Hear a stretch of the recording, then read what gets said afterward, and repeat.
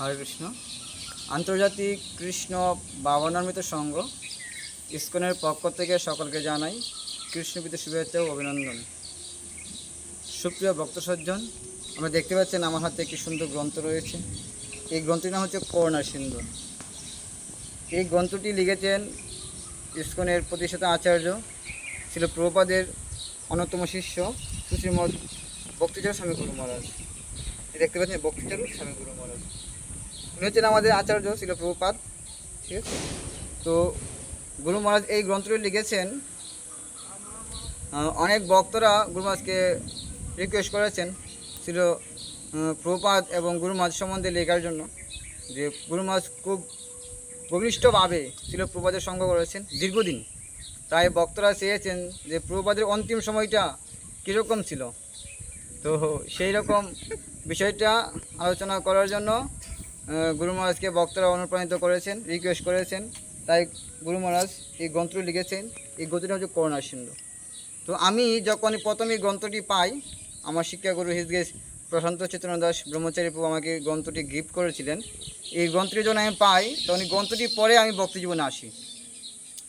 তো এই গ্রন্থটির মধ্যে এত সুন্দরভাবে লিপিবদ্ধ করা হয়েছে যে একজন শিষ্য তার কী করা উচিত, কীভাবে সে তার গুরুদেবকে চয়ন করবে, গুরুদেবের সেবা করবে, গুরুদেব আদেশ নির্দেশ পালন করবে। তো শ্রীমৎ ভক্তিচারু স্বামী গুরু মহারাজ যখন তিনি তার ব্যক্তিগত জীবনে তিনি শিক্ষা লাভের জন্য বিদেশে গিয়েছিলেন, বিদেশ থেকে তিনি যখন পুনরায় আবার ভারতবর্ষে ফিরে এসেছিলেন, তিনি এই জন্য আধ্যাত্মিক গুরু খুঁজেছিলেন। তো এই আধ্যাত্মিক গুরু খুঁজ করতে করে তিনি অন্তিমে ছিল প্রভুপাদের সঙ্গ লাভ করেছেন। আর প্রভুপাদের সঙ্গ করাকালীন তিনি গ্রন্থ লিপিবদ্ধ করার সেবা পেয়েছিলেন। আর তাই তিনি শ্রীমদ্ ভাগবতম তিনি বাংলা অনুবাদ করেছেন, শ্রীমদ্ ভগবদ্গীতা এবং অনেক অন্যান্য গ্রন্থ তিনি বাংলা অনুবাদ করেছেন। তো ছিল গুরু মহারাজ যখন ছিল প্রভুপাদের এই গ্রন্থটি লেখেন বা প্রভুপাদ সম্বন্ধে লেখেন, এত সুন্দরভাবে লিপিবদ্ধ করা হয়েছে। আপনারা যখন এই গ্রন্থটি পড়বেন তখন আমরা বুঝতে পারবেন যে প্রভুপাদ কেমন ছিলেন এবং শ্রীমৎ ভক্তিচারু স্বামী গুরু মহারাজ তাদের জীবন কেমন ছিলেন।